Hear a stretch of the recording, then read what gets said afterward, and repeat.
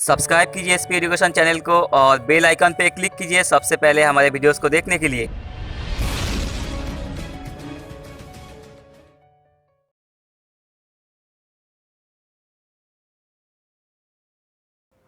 Hello everyone, welcome to our channel SP education. This is Pravagya और अपनी आज की क्लास में हम लोग पॉलिटी के लेक्चर को आगे कंटिन्यू करते हैं। पॉलिटी में हम लोग देख क्या क्या चुके हैं, सबसे पहले तो उसे रिकॉल कर लेते हैं। उसके बाद आज की क्लास में हम लोग नया टॉपिक स्टार्ट करेंगे।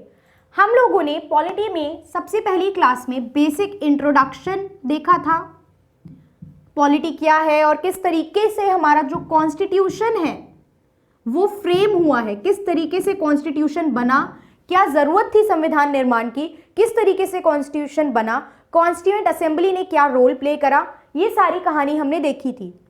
जब कॉन्स्टिट्यूशन बना हमने देखा था उसमें कुछ प्रीएम्बल, कुछ आर्टिकल्स एंड कुछ शेड्यूल मेंशंस थे। ठीक है, तो हम प्रीएम्बल पे अपनी डिस्कशन कर चुके हैं।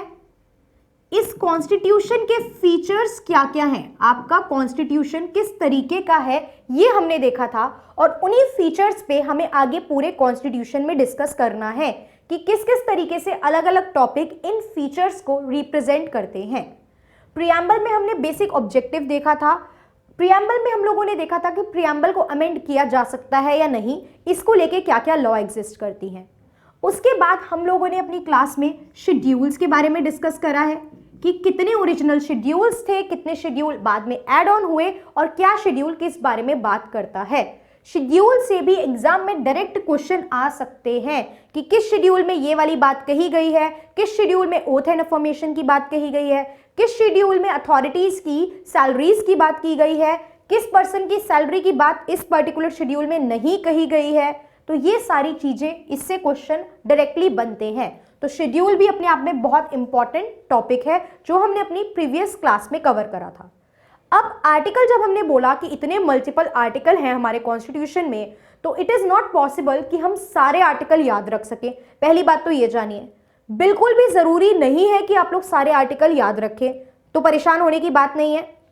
जितनी भी इंपॉर्टेंट चीजें हैं, जितनी भी इंपॉर्टेंट चीजें हम लोग टॉपिक्स पढ़ेंगे, टॉपिक्स में उससे रिलेटेड जितने भी इंपॉर्टेंट आर्टिकल होंगे, हम ऐसे नहीं पढ़ाई करने वाले आर्टिकल 1, आर्टिकल 2, आर्टिकल 3, आर्टिकल नहीं, ऐसे तो कितने आर्टिकल हैं, याद नहीं रह पाएंगे सारे। हम टॉपिक्स को टारगेट करेंगे, उससे रिलेटेड जितने भी आर्टिकल उस टॉपिक में हैं वो सारे हम वहीं पढ़ेंगे जो इंपॉर्टेंट है और साथ के साथ उसको याद भी करके चलेंगे। क्लियर? तो आज जो हम बात करें, पार्ट्स की बात की थी हमने, पार्ट भी बीच में एक क्लास में जितने भी कॉन्स्टिट्यूशन के सारे पार्ट है ना उस पर डिस्कशन कर लेंगे। बट अभी हम बात करते हैं पार्ट फर्स्ट के बारे में, तो साथ में ही डिटेल डिस्कशन यहाँ पे हमारी हो जाएगी। पार्ट फर्स्ट की जब हम बात करते हैं तो जो कॉन्स्टिट्यूशन का पार्ट फर्स्ट है ये कंप्राइज करता है article 1 to article 4।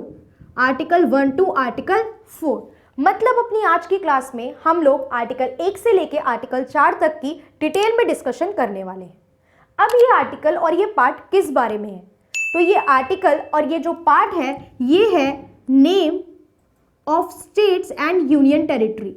Basically states and UTs के बारे में यहाँ पे चीजें बताई गई हैं। जैसा कि मैंने आपको शेड्यूल पढ़ाते हुए शेड्यूल 1 में बताया था कि वो टेबुलर प्रेजेंटेशन होती है और वहां पे क्या लिख दिया जाता है कि ये इंक्लूड है, ये नहीं है। तो इतनी डिटेल टेबल के फॉर्म में हम लोग कहाँ ऐड कर देते हैं, शेड्यूल में। अब वो चीज कैसे होती है, उसके पीछे क्या प्रोविजंस हैं, वो सारी कहानी कहाँ मेंशन है, यहाँ पे मेंशन है। क्लियर? तो हम सबसे पहले देखते हैं आर्टिकल फर्स्ट को। सबसे पहले हम देखते हैं आर्टिकल फर्स्ट को। तो आर्टिकल फर्स्ट में पहले एक लाइन लिखते हैं, फिर उस लाइन से क्या क्या बातें निकल के आ रही हैं वो देखेंगे। आर्टिकल फर्स्ट में हम लोग लिखते हैं कि क्या मेंशन है, India that is Bharat, India that is Bharat shall be the union of state, shall be the union of state rather than federation of state, rather than federation of state, federation of state. ठीक है, word थोड़े ऊपर से निकल गए, कहानी समझ नहीं आई है तो अब समझना आगे है हमें। अभी हम सिर्फ लिख रहे थे कि क्या है mention, India that is Bharat, India that is Bharat shall be the union of state rather than federation of state. अब इन पे डिस्कशन करते हैं। सबसे पहली बात तो ये जो आर्टिकल 1 है ये दो चीज़ों की बात करता है। यहाँ पे आर्टिकल 1 जो है ये 2 फैक्टर्स की, 2 चीज़ों की बात कर रहा है। क्या है वो 2 चीज़ें? एक तो नेम क्या रहेगा कंट्री का, क्लियर। दूसरा ये बात कर रहा है नेचर ऑफ पॉलिटी, आपकी जो पॉलिटी रहेगी, जो काम करने का तरीका रहेगा वो किस तरीके का रहेगा। ये बेसिकली इन 2 चीज़ों के बारे में बात कर रहा है। अब नेम को लेके जब हम बात करते हैं तो ये लिखा है इंडिया दैट इज भारत। क्या मतलब है? क्या शहरों में इसको इंडिया और गांव में इसको भारत बोला जाता है? ऐसा कुछ रूरल अर्बन का कंसेप्ट है? नहीं। तो ये 2 नाम क्यों? देखिए जो भारत नाम है ये बहुत एंशिएंट टाइम से इंडिया के लिए यूज किया जा रहा है, तो इसकी हमारे लिए एक अलग इंपॉर्टेंस है। प्लस अगर मैं बोलूं जो पॉपुलराइजेशन हुआ, जो दूर दूर तक नाम यूज किया गया, वो क्या यूज किया जा रहा था? इंडिया। फ्रीडम स्ट्रगल में भी बहुत सी जगह हमने क्या देखा? फ्रीडम फॉर इंडिया की बात कर रहे थे। तो जब ये बात आई कि नाम क्या देना है तो ये दोनों नाम सजेशन में आ रहे थे, ये दोनों नाम सजेशन में आ रहे थे। और उस टाइम पे बिल्कुल कंफ्यूजन या कॉन्फ्लिक्ट को अवॉइड करने के लिए जो हमारे कॉन्स्टिट्यूशन मेकर्स थे, जो फोरफादर्स थे, उन्होंने क्या करा? उन्होंने इन दोनों नाम को यहाँ पे इंक्लूड करा, इंडिया दैट इज भारत। ये नेम को लेके हमें कहानी समझ में आई। उसके बाद हम बात करते हैं, यहाँ पे कहा गया shall be union of state rather than federation of state. Federation की जब हमने बात की थी फीचर्स में, ठीक है, इस लाइन का अगर नॉर्मल मतलब निकाले तो क्या निकल के आ रहा है कि वो फेडरेशन ऑफ स्टेट नहीं होगा, वो यूनियन ऑफ स्टेट होगा। तो एक बात बताइए, जब हमने फीचर की बात की थी तब तो हमने लिखा था कि इंडिया जो है वो एक फेडरल कंट्री है। इंडिया जो है, इस पे पूरी डिटेल में एक बार डिस्कशन भी करेंगे फेडरल स्ट्रक्चर के बारे में, बट इंडिया जो है वो फेडरल कंट्री है, ये हमने बात की थी, ठीक है। तो आपने कहा था फेडरेशन फेडरल पार्ट है, तो अब हम क्यों कह रहे हैं कि ये फेडरेशन नहीं है? और हम उसमें हमने एक स्टेटमेंट भी देखी थी, जो पर्सन है केसी वेहरे, उन्होंने तो क्या कहा है? उन्होंने तो कॉन्स्टिट्यूशन को क्वासी फेडरल भी कहा है, क्लियर। तो यहाँ पे हम क्यों कह रहे हैं कि ये यूनियन है, ये फेडरेशन नहीं है? तो देखो, यूनियन और फेडरेशन ऐसा कंसेप्ट क्यों हम बोल रहे हैं? क्योंकि इंडिया जो है ना, अनलाइक यूएसए हमारे यहाँ स्टेट ने एग्रीमेंट करके इंडिया को नहीं बनाया है, ठीक है। अनलाइक यूएसए में जैसे हुआ कि स्टेट्स आए, स्टेट ने कंबाइंडली एग्रीमेंट किया और एक यूनियन बन गया। हमारे यहाँ पे ऐसा नहीं हुआ है। इंडिया जो है वो स्टेट के एग्रीमेंट से नहीं बना है, स्टेट एग्रीमेंट से नहीं बना है, by state agreement not formed. ये स्टेट एग्रीमेंट से नहीं बना है, इतनी बात आपको ध्यान रखनी है। तो इसीलिए आप इसे फेडरेशन नहीं कह सकते हो। अनलाइक यूएसए सारे स्टेट ने मिलकर जैसे फॉर्म किया, तो आप इसको फेडरेशन नहीं कह सकते हो इंडिया को। दूसरी बात यहाँ पे है कि इंडिया जो है, एक स्टेटमेंट हम यूज करते हैं, it is indestructible union of destructible state. अभी आगे बताऊंगी डिस्ट्रक्टिबल स्टेट जो है वो कैसे हैं, ठीक है। आप चाहो तो स्टेट्स में चेंजेस कर सकते हो, स्टेट की बाउंड्री बढ़ाई जा सकती है, एक पार्ट 2 में हो सकता है, जैसे आपने आंध्र तेलंगाना का देखा, ऐसी बहुत सारी चीजें कर सकते हो। लेकिन मैं कहूं, क्या यूनियन को आप डिस्ट्रक्ट कर सकते हो? क्या इंडिया को आप चेंज कर सकते हो प्रॉपर? तो वो चीज नहीं हो सकती है, ठीक है, ये चीज नहीं हो सकती। इसलिए हम वर्ड भी क्या यूज कर सकते हैं कि हमारी जो यूनियन है वो इनडिस्ट्रक्टिबल है, हाँ, बट हमारे स्टेट जो है वो डिस्ट्रक्टिबल है। वहीं पे अगर मैं बात करूं आपकी यूएसए की, तो वहां पे destructible union of destructible state है, वहां पे स्टेट भी डिस्ट्रक्टिबल है और यूनियन भी वहां पे कैसी है? डिस्ट्रक्टिबल है। चीजें चाहे स्टेट चाहे तो प्रॉपर पार्ट से अलग होके भी वो क्या कर सकता है? अपने आप को अलग वहां से कर सकता है। तो ये चीज यहाँ पे इंडिया में नहीं हो सकती। तो इसीलिए हम क्या यूज करते हैं? हम वर्ड यूज करते हैं union of state rather than federation of state, क्योंकि हमारा फेडरेशन इस तरीके के फेडरेशन से नहीं आया है। तो ये हमें आर्टिकल 1 का कंसेप्ट समझ में आया, किस किस चीज को बेस लेके ये बात करता है ये हमें समझ में आया। एक इंपॉर्टेंट कंसेप्ट जिससे क्वेश्चन बनते हैं, क्या बनते हैं कि जब आप टेरिटरी की बात करते हो, यहां पे जब आप टेरिटरी की बात करते हो तो वो टेरिटरी क्या है? What does territory include? ABC करके क्वेश्चन आ जाता है। टेरिटरी सुनते ही हमारे दिमाग में क्या आता है? इंडिया के सारे स्टेट और इंडिया की जितनी भी यूनियन टेरिटरीज है, ठीक है, जितने भी स्टेट और जितनी भी यूनियन टेरिटरीज है। बट आपको टेरिटरी में क्या चीजें याद रखनी है? Territory includes what? टेरिटरी में आपको ध्यान रखना है जितने भी स्टेट्स का एरिया है, जितनी भी यूनियन टेरिटरीज का एरिया है, ये सबको पता है, ऑप्शन में आएगा, आप लोग देख के टिक कर सकते हो। इसके अलावा तीसरा पार्ट, कोई भी area occupied by the government, area occupied by the government, वो एरिया भी इसमें इंक्लूड किया जाता है, जैसे कि गोवा हो गया, दमन एंड दीव का पार्ट हो गया, ये सब भी क्या है, ये सब भी इसमें इंक्लूड करे जाएंगे। तो ये तो सबको पता होता है, बट ऑप्शन में ये आता है तो हम लोग इग्नोर कर देते हैं। तो ये तीनों पॉइंट आपको याद रखने हैं। Area occupied by the government भी इसमें टेरिटरी में इंक्लूड होता है। यहां तक की बात समझ में आई? ठीक है, तो टेरिटरी अपने आप में एक ब्रॉडर टर्म हो जाता है, यूनियन से ज्यादा ब्रॉडर टर्म क्या हो जाता है, टेरिटरी हो जाता है। तो ये कहानी किसके बारे में थी, ये बेस किसके बारे में था, आर्टिकल 1 के बारे में। तो हमें कहां तक बात करनी है, आर्टिकल 1 से आर्टिकल 4 तक के बारे में। तो इतनी चीजें हमें क्लियर हो गई हैं अच्छे से। अब हम बात करते हैं आर्टिकल 2 की। आर्टिकल 2 क्या कहता है? ठीक है, आर्टिकल 2 की मैं बात करूं तो आर्टिकल 2 को हम हेडिंग देंगे एडमिशन ऑफ स्टेट्स को लेके, एडमिशन ऑफ स्टेट को लेके। बहुत डिटेल नहीं है, छोटी छोटी सी बातें हैं, डायरेक्ट इनको देख लेते हैं। एडमिशन ऑफ स्टेट को लेके, तो एडमिशन ऑफ स्टेट में क्या है, कोई भी अगर नया स्टेट आपको ऐड करना है, आर्टिकल 2 में क्या करना है आपको, कोई भी अगर नया स्टेट ऐड करना है।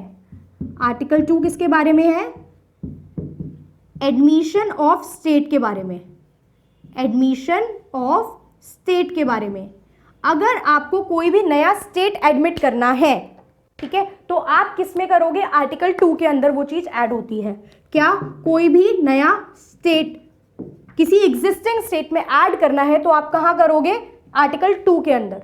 क्या चीज है यहां पे, देखिए एक एग्जांपल यहां पे जो हम देखेंगे, सिक्किम। सिक्किम की मैं बात करूं तो जब हमारा नेशन फॉर्म हुआ, हम आजाद हुए, सिक्किम जो था वो हमारा पार्ट नहीं था।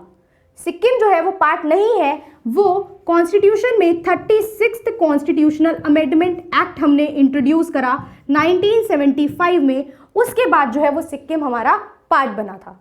ठीक है, अब क्वेश्चन आता है कि जब भी किसी को पार्ट बनाना है बार बार कॉन्स्टिट्यूशनल अमेंडमेंट एक्ट करना पड़ेगा? यस, पहले करना पड़ता था।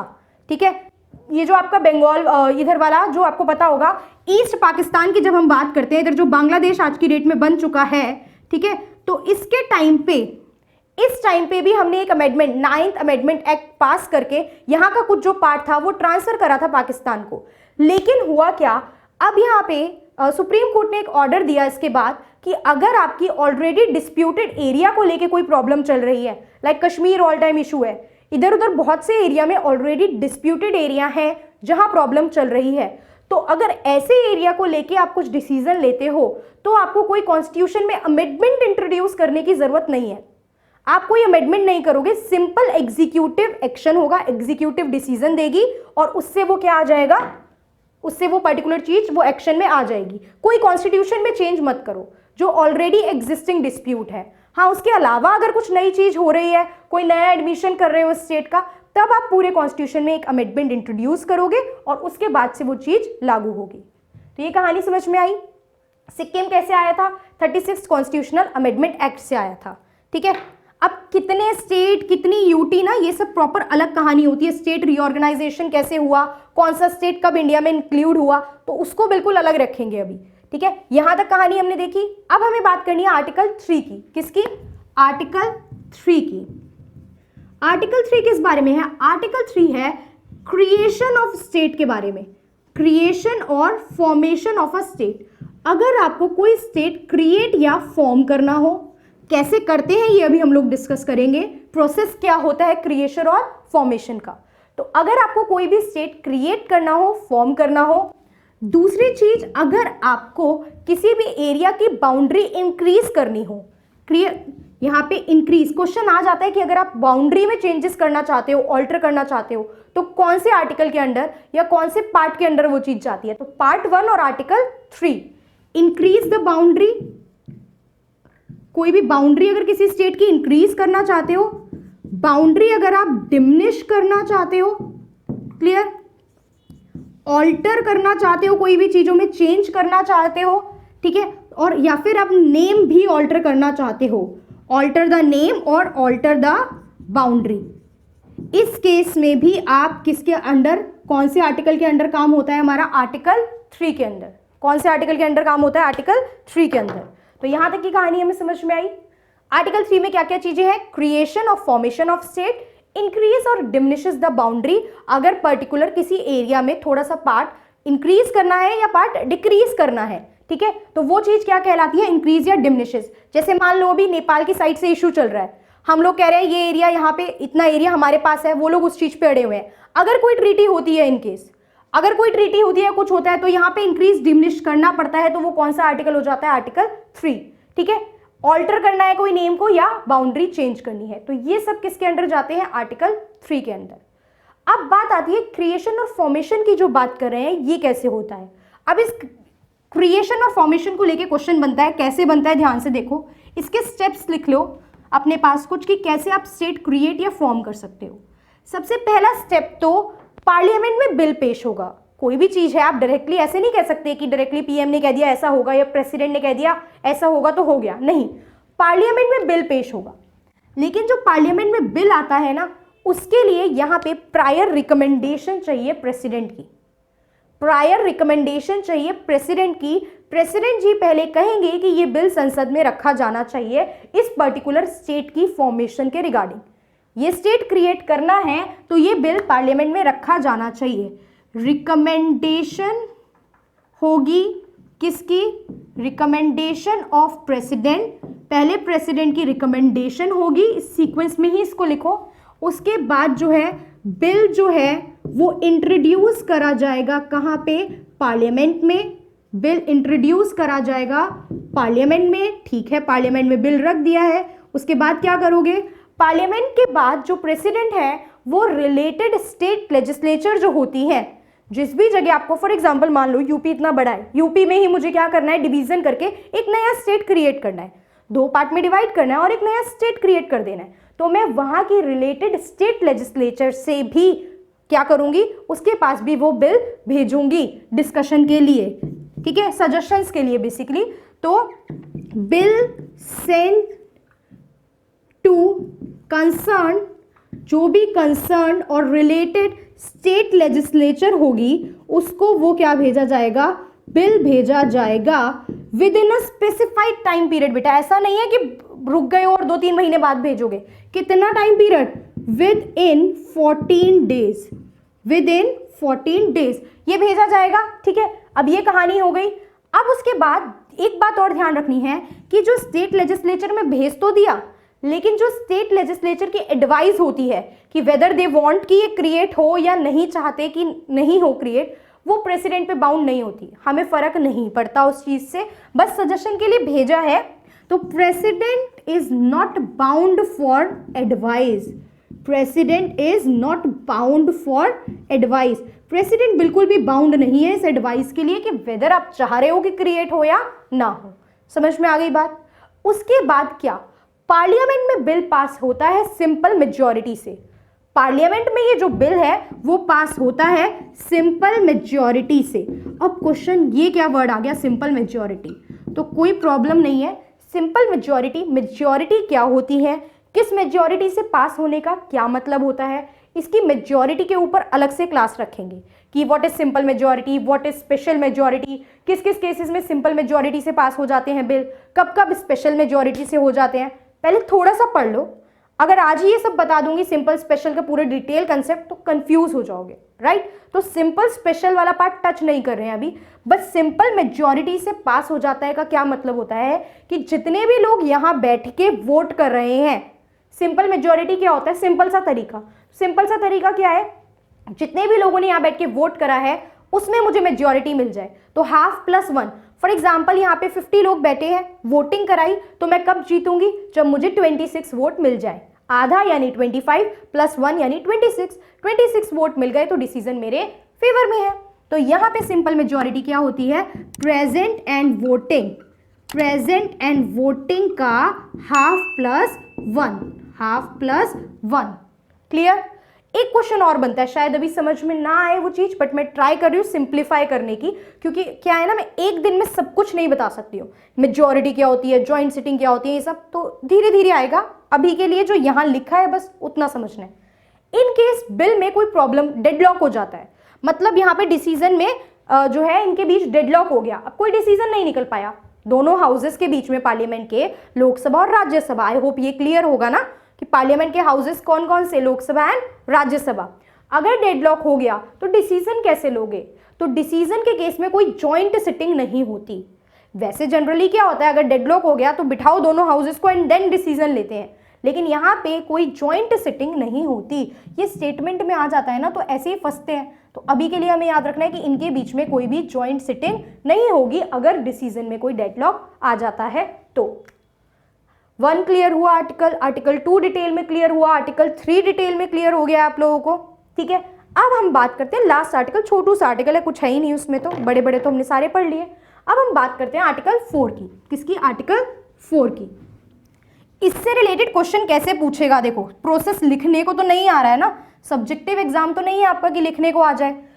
डेज पूछ सकता है, प्रायर रिकमेंडेशन जरूरी है या नहीं, स्टेट को फॉर्म करने के लिए क्वेश्चन आता है, स्टेट को एक स्टेटमेंट लिखी होगी, the prior recommendation of the president is not required for the formation of a new state. सही बात है, गलत बात है?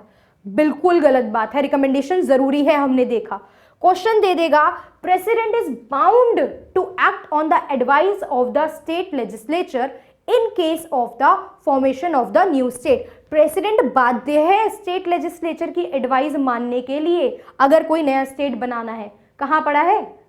पढ़ा क्या है कि प्रेसिडेंट बाउंड नहीं है, तो president is not bound. Bill जो है स्टेट फॉर्मेशन का, इट रिक्वायर स्पेशल मेजॉरिटी। हमने तो पढ़ा था सिंपल है, तो आंसर क्या है? सिंपल मेजॉरिटी है।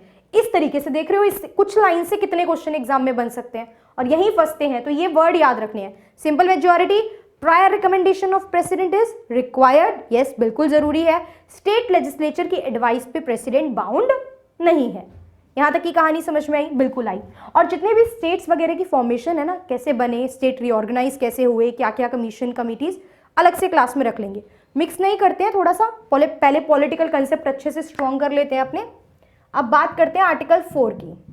किसकी? आर्टिकल 4 की। आर्टिकल 4 क्या कहता है? आर्टिकल 4 ये कहता है कि अगर आपको यहाँ पे आर्टिकल 2 और आर्टिकल 3 में कोई भी चेंज लाना है, आर्टिकल 2 एंड आर्टिकल 3 में आपको कोई भी बदलाव लाना है कुछ भी, तो आपको कॉन्स्टिट्यूशनल अमेंडमेंट अंडर आर्टिकल 368 करने की कोई जरूरत नहीं है। आप कॉन्स्टिट्यूशन में जो 368 में आर्टिकल में कॉन्स्टिट्यूशन में अमेंडमेंट आता है, संविधान में संशोधन होता है, वो करने की बिल्कुल भी जरूरत नहीं है। क्या करो? एक सिंपल से लॉ के थ्रू, सिंपल सा लॉ, जैसे ऑर्डिनरी लॉ होता है ना, सिंपल लॉ लाइक जैसे ऑर्डिनरी लॉ होते हैं हमारे, ठीक है, उनकी तरह यहाँ पे डिसीजन ले सकते हो। ऑर्डिनरी लॉज के थ्रू डिसीजन ले सकते हो। आपको कोई भी स्पेशल कॉन्स्टिट्यूशनल अमेंडमेंट लाने की यहाँ पे जरूरत नहीं है, ठीक है। इतनी बात हमें समझ में आ गई। तो यहाँ पे हमने क्या करा है, पार्ट 1 to 4 डिटेल में डिस्कस कर लिया है। इसके बाद हमने मोस्टली सारे पॉइंट अपने यहाँ पे कवर कर लिए हैं, ठीक है। तो इतना ही आज की क्लास में। अगली क्लास में हम लोग देखेंगे कि कैसे पार्ट 2 में पहुँचेंगे। सिटीजनशिप है पार्ट 2। पार्ट 2 में आर्टिकल 5 to 11 हमें कवर करने हैं। सिटीजनशिप क्या है? सिटीजनशिप तो आप सबके मतलब अभी नॉलेज में चीज़ें चल रही हैं, CAA NRC की कहानी जितनी भी हुई है, बट अभी हम उसके कॉन्स्टिट्यूशन प्रोविजन को देखेंगे सिर्फ, कि संविधान में सिटीजनशिप को लेके क्या क्या बातें लिखी हैं। We will not debate on that particular topic कि क्या सही है क्या गलत है। अभी हम जो बात करेंगे अगली क्लास में वो करेंगे कि कॉन्स्टिट्यूशन में सिटीजनशिप के बारे में क्या क्या बातें लिखी हुई हैं। Okay, so this is all about article 1 to 4। इससे रिलेटेड अगर आपको कोई डाउट है तो आप उसको पूछ सकते हैं। तो that's all for today. Thank you for watching the video.